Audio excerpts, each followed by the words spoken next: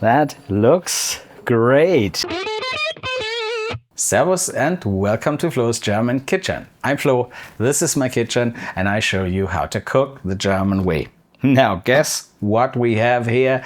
It is a beautiful piece of pork neck, and that's what we're gonna prepare today. It's gonna be a Spießbraten, a spit roast piece of pork neck. There's not a lot of things we need for that.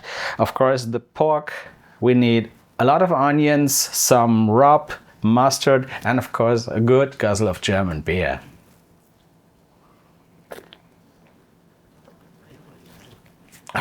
Wunderbar. Before I get to the meat, I need to prepare the onions, so I put that aside.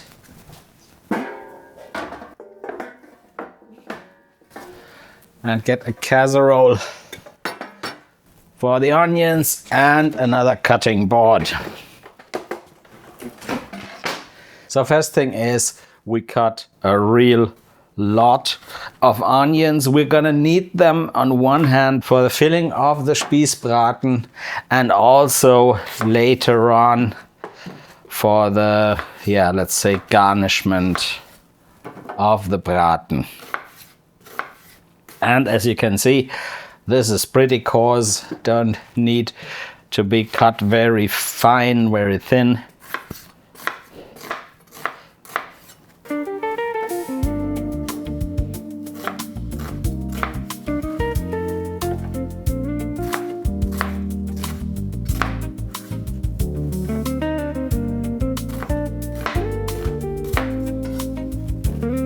So we're done. I'm gonna put the onions back to the bowl. Well, most of them.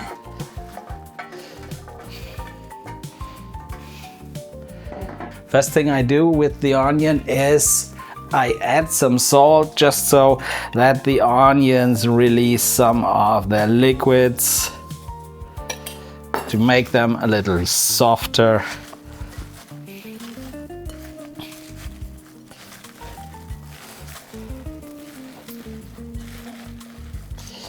Yeah, bowl is a bit small, but yeah, works. I guess that is mixed well now. That's already it for now about the onions. So I'll get back to the meat. Beautiful, beautiful piece of meat. I'm gonna trim it first, and I wanna check if there is any pieces of bone left or something. That's not the case, so I remain thick pieces of fat like this one, because we're gonna rub that later, and we want the rub to get into the meat, and thick layers of fat will block that. And the good thing about pork neck is that it's got so much fat inside that we can cut fat off and it's still gonna stay juicy. Yeah, good piece for grilling, definitely.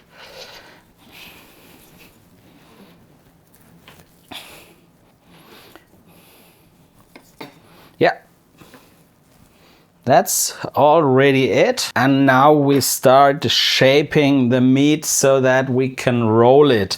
The first cut you do is a bit like the butterfly cut when making a schnitzel. You start cutting in the middle, but you want to make sure you don't totally cut it, but leave about 1 centimeter of meat uncut. Yeah, that looks good.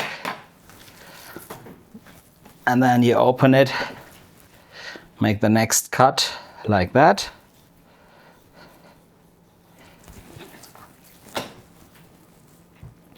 Just so that you get a really, really huge schnitzel kind of thing.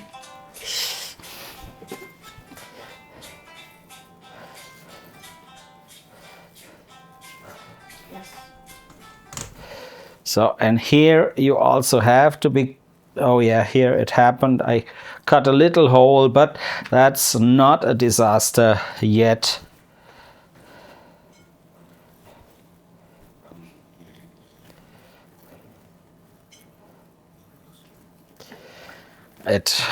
yeah, it just happens. You can't totally avoid that unless probably you're a professional butcher. This is the more important side because later on we're gonna roll the round shaped thing on the inside, and this long side is gonna be on the outside of the Spießbraten. That's the more important thing.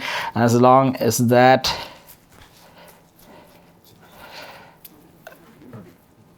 doesn't have any holes, it's gonna cover the rest and make sure that the filling will stay inside the braten. Yeah, yeah, I think that's good. Okay, that's it for the shaping. Next thing is we add mustard. I'll just use my hands because this can really take a lot of mustard.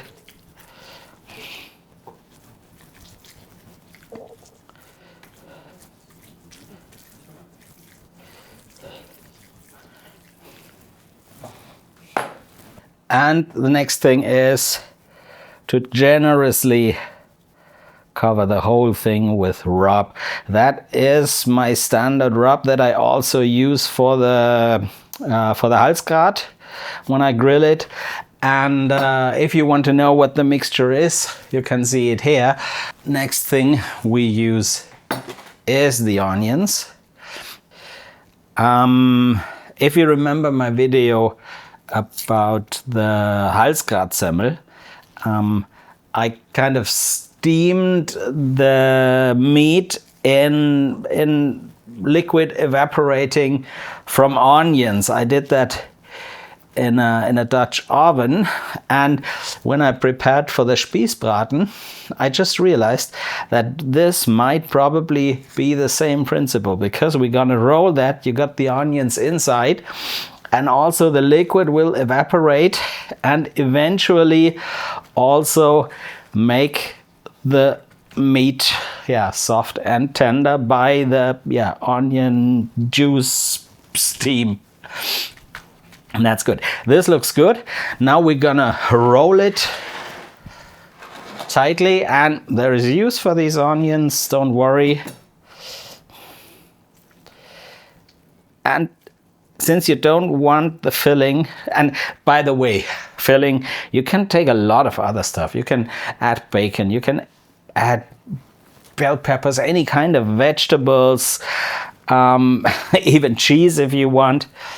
Just to make sure it is like a good combination altogether, things that fit together. I was a bit too aggressive when cutting the meat. I got a little hole here where the filling can get out, but that is not a disaster. I'll just remove some of it, roll it tight, and continue with tying that whole thing up. Here we got it, a couple of pieces of Metzger yarn, butcher's yarn. I really don't know what that's in English, but I'll find it out. And if I was talking total nonsense, I'll just put it here and you can see what it's called. Hey Flo, it's called butcher's twine, okay? So I start on the outside because I want to make sure nothing of the filling gets squished out in that direction.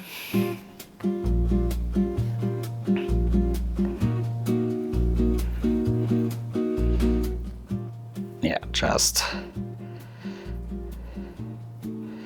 tie it, tight, to avoid filling to get squeezed out. Anyway, it's gonna work, don't worry. Other side.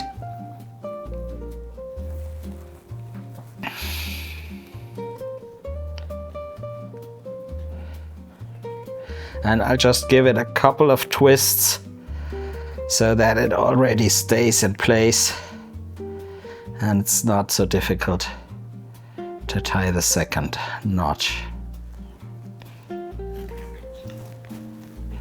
That's not tight enough,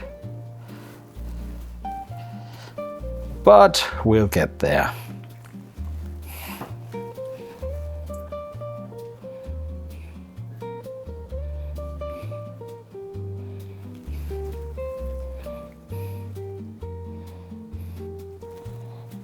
Yeah, this one's tight. And we're gonna use these onions later. No problem. No worries at all.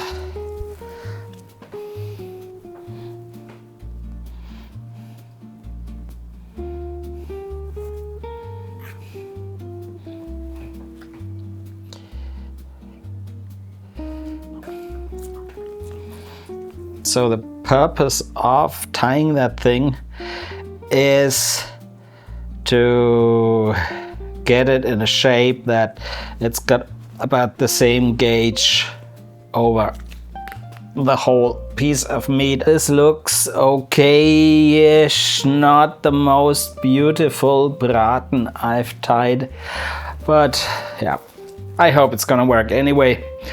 Last one. And then we can start. Yeah, doesn't look too bad. I'll cut off the loose ends because later on the grill all they're gonna do is burn, and we don't need burnt pieces of yarn. Here we got it, a beautiful Spießbraten. Next thing I'm gonna do is, of course, to put it on a spit, otherwise it wouldn't be a Spießbraten. But before that, we're gonna make a nice bed of onions, because we're gonna put that below the braten, and all the drippings from the meat will go to the onions, and that's gonna be a topping for the meat later. Wonderful, delicious, beautiful. Let's get the spit. I already started preparing it.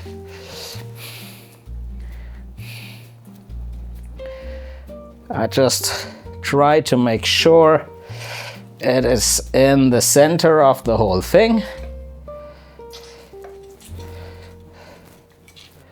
Yeah, here we got it. When you screw those claws, don't totally screw them tight, because on the grill you might want to adjust it sideways. So that's it for now. I go outside to the grill and meet you there.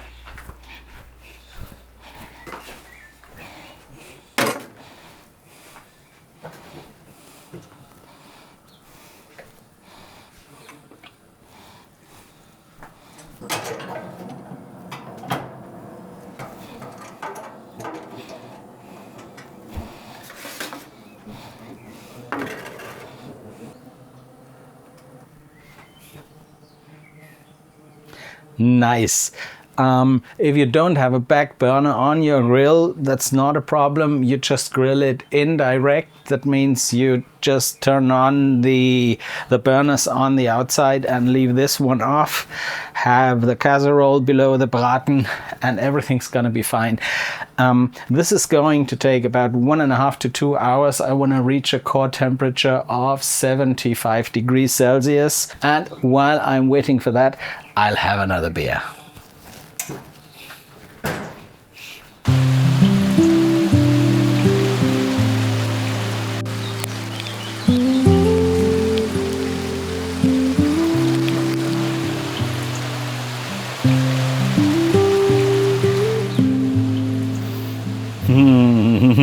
That looks lovely. No more fire needed.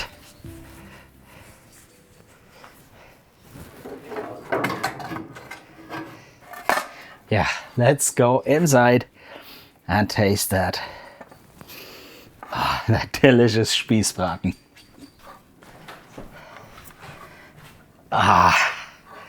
Look at that. And a good lighting, that looks even better. Let's get rid of the spit.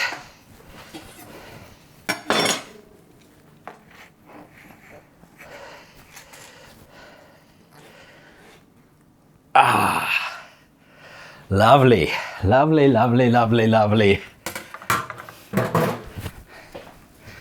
Now let's see.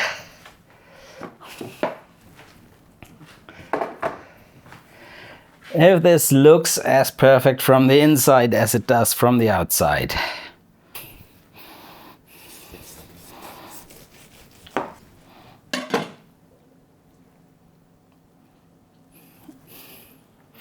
Now see how juicy that is. Yeah, I just put it on a plate and take a couple of pictures and see you then.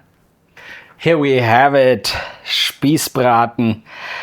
Wow, that looks good, and I was so thrilled by the meat that I forgot to praise the onions. They smell delicious, they look juicy. Yeah, just great. And I added some Krautsalat with it. If you want to know how to make a German Krautsalat, you'll find the video here. But enough talking, let's eat some meat. Oh yeah, this is tender.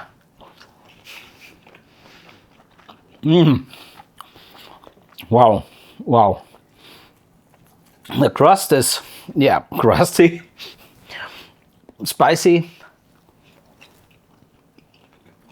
but really just below the surface, just below the crust, everything's absolutely tender. Now I want to have some onions. Oh yeah, you can taste the meaty, spicy drippings from the braten that went to the onions. Of course, that slight flavor of beer. Yeah, I just want to eat more. This is really tough for me, so I want to wrap this up. But one thing, if you don't have a rotisserie, no need to be frustrated. You can make this in a normal grill or even in the oven. It would be called Rollbraten then in German. It is basically the same, probably with a little less crust, but still delicious. You should make that at home. You should celebrate it. Cheers to German grill. Cheers to German Spießbraten.